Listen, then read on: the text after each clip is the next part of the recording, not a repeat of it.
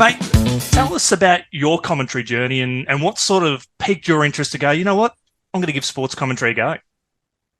If we go way back, my dad was very much someone who was a devotee of radio with pictures. So if there was, and our family sport was cricket, or at least my dad's and mine was, put the cricket commentary on. I don't have the same reverence for the Channel 9 team of yore. I mean, Bill Lawry and Tony Gregor, there's no way I'd line up for their autographs, dead or alive. But we would always mute the TV commentary and stick the ABC on. And so the commentary voices that I grew up with were your Jim Maxwell's, Neville Olivers, and from England, I was a bit late for John Arliss, who's one of my heroes, but Brian Johnston from the BBC team was very much one of them.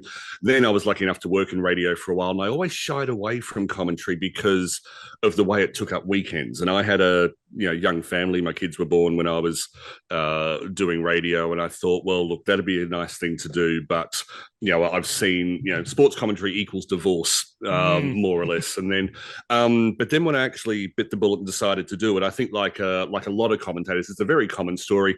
I decided to become a commentator when I was an inpatient at a psychiatric hospital.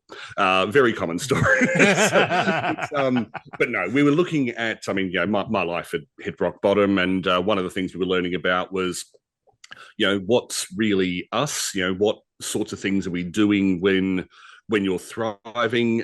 What's something you'd like to do where you can get into sort of that flow state where you have more energy at the end of it than you do at the beginning because you're just being you?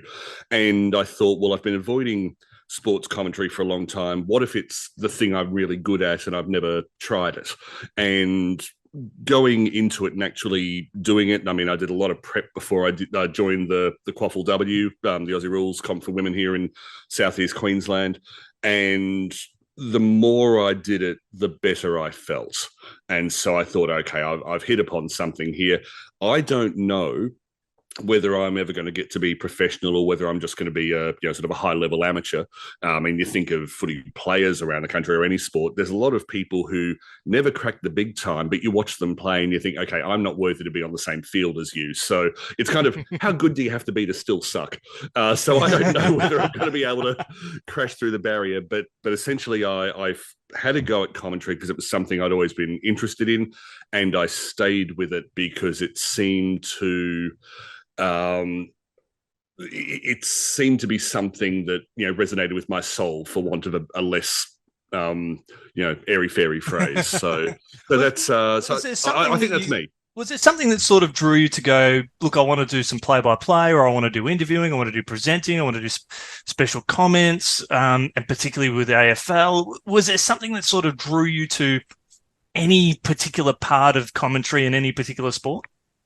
Yeah, I wanted to be a play-by-play caller, even before I knew. And it's probably because I'm not an ex-player. And, every time I'd listen to it, the commentary teams that I loved have always been the combinations of, you have your nerd who maybe wasn't so good at the sport, but just knows everything that ever happened anywhere, anytime. And then next to them is the grizzled old player who's been there, done that, knows what it's like. And if you have two ex-players, then they seem to talk in their own world and never bring in anyone from outside of it. If you have two commentators who haven't been there before, then they can tell you everything about the game, but they can't tell you what's in the game. Mm-hmm. And so the best teams I've found, and every now and then you hit the jackpot with someone like a Richie Benaud in cricket, who is both a trained journalist and a participant. Probably someone like Dennis Cometti as well, who was an ex-player and had his commentary chops as well. And so you every now and then you get someone who has the double jackpot. But for me, I thought, no, I'm someone who played sport well enough to enjoy it, but was never going to make the big time. But I was always the one that could tell you, what happened in the third test of the 1968-69 tour. And so I thought, let's go with that. And apart from that, I'm just a word nerd. The most famous thing I did when I was on radio was a poetry segment. Well, it was mainly a comedy segment, but it pretended to be a poetry segment. And so for me, just the love of the word, wanting to describe things in good ways, not wanting to become the show. Some commentators get so flowery that they forget that people actually want to know what the score is. Mm-hmm. But I've always loved people who played with words and who just lifted. With good commentary, you enjoy a game more. I've learned, and so I thought, well, what if I can be that guy?